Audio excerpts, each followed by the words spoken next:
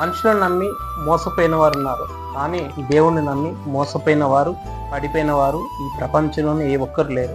పరిశుద్ధ గ్రంథాన్ని పట్టుకొని పడిపోయిన వారు ఏ ఒక్కరు లేరు. పరిశుద్ధ గ్రంథాన్ని మనం ధ్యానించినట్లయితే పరిశుద్ధాత్మ దేవుడు మన హృదయంలోనికి అడుగు పెడతాడు. మనుషులను నమ్మాను బ్రదర్, మోసపోయాను. మనుషులను ఆశ్రయించాను బ్రదర్, నన్ను మోసం చేసి అనాథగా విడిచిపెట్టారు. నా పక్కన ఎవరు లేరు, నా పక్షాన్ని ఎవరు నిలబడట్లేదు. భయం గుండా వెళ్తున్నాను, భీతి గుండా వెళ్తున్నాను, ఎటు తోచని స్థితి గుండా వెళ్తున్నాను బ్రదర్. దేవుడు నాకు తోడై ఉంటాడని ఆశిస్తున్నానని మీరు ఆశపడుతున్నట్లయితే 2వ తిమోతికి రాసిన పత్రిక 4వ అధ్యాయం 17-18 వచనాల్లో ఈ విధంగా రాయబడి ఉంది. ప్రభువు నా ప్రక్కన నిలిచి బలపరిచెను, ప్రతి దుష్కార్యం నుండి నన్ను తప్పించి, ప్రతి ప్రమాదం నుండి నన్ను తప్పించి, ప్రతి పాపం నుండి నన్ను తప్పించి తన పరలోక రాజ్యం చేరినట్లుగా దేవుడు నాకు తోడై ఉంటాడని లిఖింపబడింది.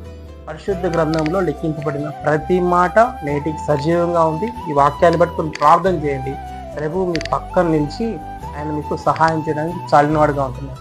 మీ కష్టం ఏదైనా, మీ సమస్య ఏదైనా, మీ ఇబ్బంది ఏదైనా, ఎవరికి చెప్పుకోలేని కన్నీటి గుండా మీరు వెళుతున్నా ప్రభువుకు ప్రార్థన చేయండి. ఆయన మీ పక్షాన నిలిచి మీకు తోడుగా ఉంటాడు, సహాయంగా ఉంటాడు, కాపుదలుగా ఉంటాడు, భద్రతగా ఉంటాడు.